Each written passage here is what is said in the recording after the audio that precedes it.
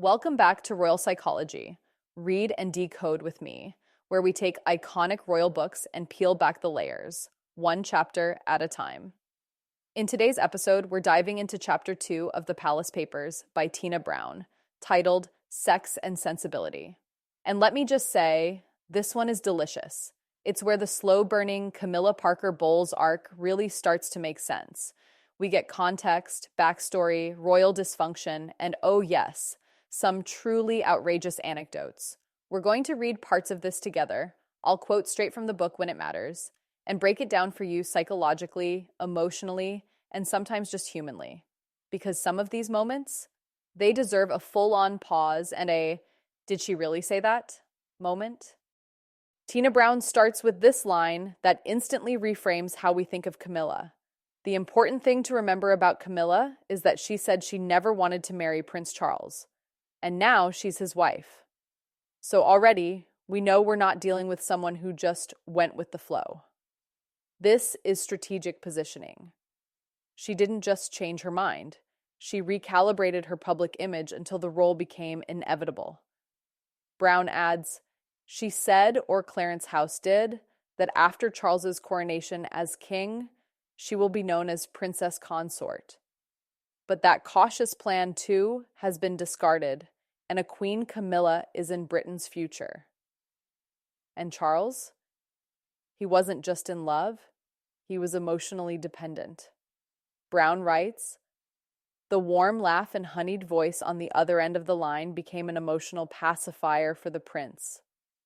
Honestly, that's a stunning line. The future King of England, needing a pacifier. But it makes sense when you realize he didn't just love Camilla, he needed her to function, and she made sure she was always there. Let's talk legacy. Camilla's great-grandmother, Alice Keppel, was not just any mistress. She was the favored mistress of King Edward VII, and the way Tina Brown tells it, she was practically part of the royal furniture. There's this one scene that jumps out. By the time she mesmerized the Prince of Wales in 1898, she'd developed a faithful stream of afternoon callers, while her indifferent husband twirled his waxed mustache at his gambling club in Piccadilly. What a sentence. Can we take a moment for faithful stream of afternoon callers? That's high society code for she was busy. Alice didn't just seduce a king, she handled his politics, his household diplomacy, and even the Queen.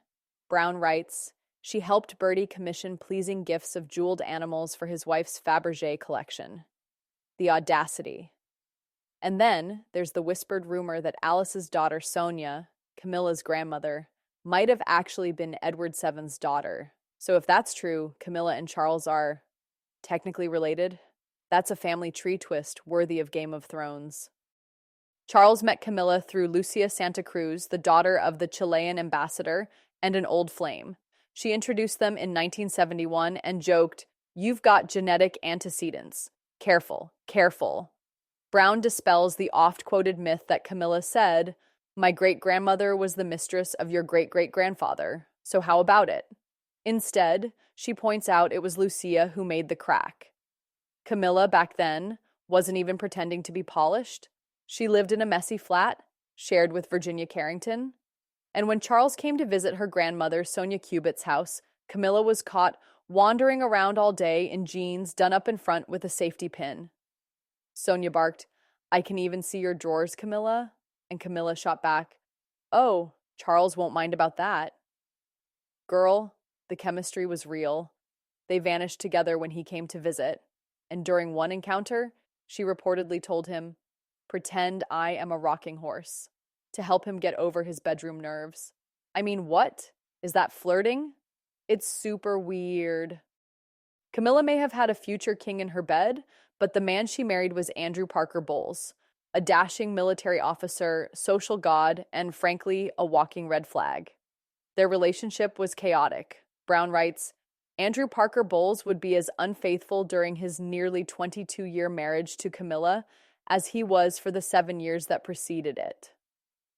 One girl, Lady Caroline Percy, recalled Camilla confronting her. She would come up to me at parties and ask me what I was doing with her boyfriend. I got fed up with it and said to her, You can have him back when I've finished with him. Ooh, you can't script this stuff better. The triangle formed between Charles, Camilla, and Andrew wasn't some brief affair. It was an embedded dynamic playing out over decades. Charles might have looked like he moved on after Camilla married, but he didn't. Not really. Brown quotes Charles after the engagement news dropped. After such a blissful, peaceful, and mutually happy relationship, fate had decreed it should last a mere 6 months. He became godfather to her son, Tom. He dined with them. And the image Brown gives us here is painfully vivid. The prince sitting patiently, like a small, cold child in the kitchen, waiting for Camilla to see her guests off after a dinner party. It's like he was always waiting for his turn again. And yes, their intimacy didn't stop. The Camillagate tapes confirm it. The full exchange is surreal. Camilla, I'm so proud of you. Charles, your great achievement is to love me. Camilla, oh, darling, easier than falling off a chair. As Tina Brown puts it, pure Noel Coward. You can't make this up. By the end of this chapter, it's impossible not to respect the psychological grip Camilla held. Brown writes about how Camilla reminded Charles of his childhood nanny, maternal, stable, indulgent. That's not just romantic dependency, that's deep emotional imprinting. Camilla didn't win because she was prettier or more popular. She won because she was consistent, emotionally available, and above all, strategic. In a monarchy where scandal is a job hazard, her silence was her strategy. And over time, it worked. So that was Chapter 2, Sex and Sensibility. Let's hear your thoughts. Did you see Camilla as a villain, a survivor, or something in between? Drop your take in the comments. If you're reading along, was there something I skipped? Did a quote or moment hit you differently? Like, comment, and subscribe if you're into this kind of breakdown. Next episode, we dive into the wilderness years. And trust me, it gets even messier. Thanks for reading and decoding with me.